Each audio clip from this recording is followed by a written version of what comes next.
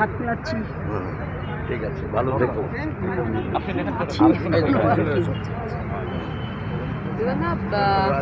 সংবিধান রচয়িতার আজ জন্মদিবস।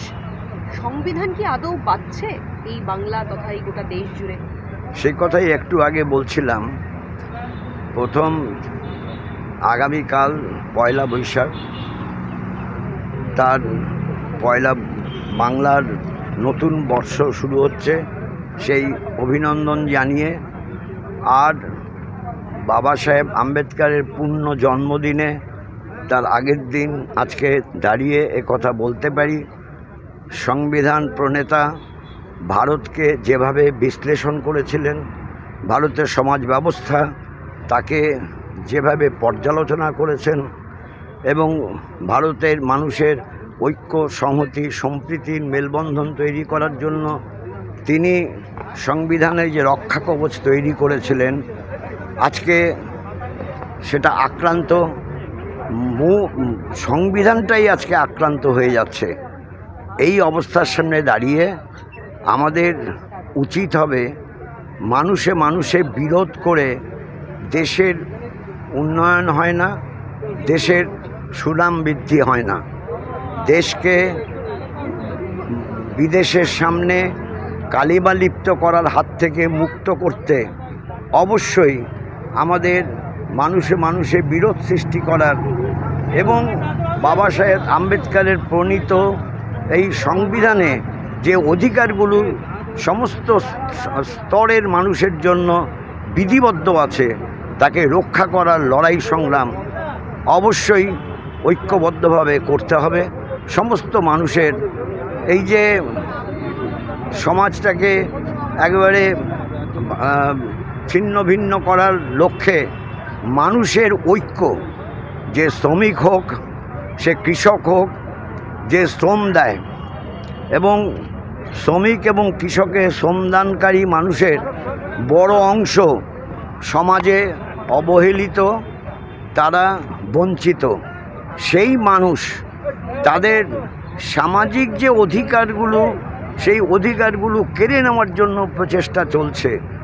তাদের রুটি রুজির প্রশ্নেও হামলা চলছে। বুলডোজ যাদের করা হচ্ছে, উত্তরপ্রদেশে যাদের বুলডোজ করা হচ্ছে, তারা এই সমাজের অংশের মানুষ, নিচের থাকের মানুষ, প্রান্তিক মানুষ। স্বাভাবিকভাবেই বাবা সাহেব আম্বেদকরের তৈরি সংবিধান রক্ষার আন্দোলন একদিকে জোরদার ভিত্তিতে করতে হবে, অন্যদিকে মানুষের ঐক্য, সংহতি, সম্প্রীতির মেলবন্ধনটাকে দৃঢ় করার জন্য জাত পাত ধর্ম বর্ণ নির্বিশেষে করার লক্ষ্যে পথ চলাই হবে। আজকের দিনে বাবা সাহেব আম্বেদকরের মূর্তির পাদদেশে দাঁড়িয়ে আমাদের শপথ। সব রাজনৈতিক দল বা তাদের প্রার্থীরা নির্বাচনী প্রচার করবে, এটাই তাদের অধিকার, তো সেখানে ছিঁড়ে দেওয়া হচ্ছে। মানে ভবানীপুর থেকে শুরু করে সব জায়গাতেই এটা চলছে। আমি তো কথা বারবার বলি যে পশ্চিমবঙ্গে নৈরাজ্যের শাসন চলছে। এটা একদিন দুদিনের ব্যাপার না। এই নৈরাজ্যের শাসনের অবসানের জন্য লড়াই করা উচিত। মানে এই নয়, ভারতীয় জনতা পার্টি তারা যেভাবে মানুষে মানুষে বিরোধ তৈরি করতে চাইছে, তাদের কোনো রকম সুবিধা করে দেওয়া, অর্থাৎ নৈরাজ্যের শাসন ব্যবস্থা এবং নয়া ফ্যাসিবাদী শক্তি যা দিল্লিতে কেন্দ্রে অবস্থান করছে, তাদের জনগণ থেকে বিচ্ছিন্ন করার মধ্য দিয়েই মানুষের মুক্তি হতে পারে, মানে মানুষের স্বাধীন অধিকার প্রতিষ্ঠা হতে পারে। স্বাভাবিক স্বাধীন যে নির্বাচনী প্রচার কাজ, তাতে যারা বাধা সৃষ্টি করে, তারা অপশক্তিকে সমাজ থেকে তাদের দূরে সরানোর জন্য ঐক্যবদ্ধভাবে লড়াই করার, সংগ্রাম করার ছাড়া ভিন্ন কোনো পথ নেই। জনবাবু, গতকাল আইপ্যাক কর্তা তাকে গ্রেপ্তার করেছে ইডি, দিল্লিতে তাকে গ্রেপ্তার করা হয়েছে, মাঝরাতে শুনানি হয়েছে, হেফাজতে পেয়েছে ইডি তাকে। এই যে নির্বাচনের আগে আইপ্যাকের প্রধান কর্তাকে গ্রেপ্তার, এটা কিভাবে দেখছেন? আর এই আইপ্যাক সংস্থা তো এই রাজ্যের যারা শাসক দল তাদের ভোট কুশলী হিসাবে কাজ করে। প্রশ্ন হচ্ছে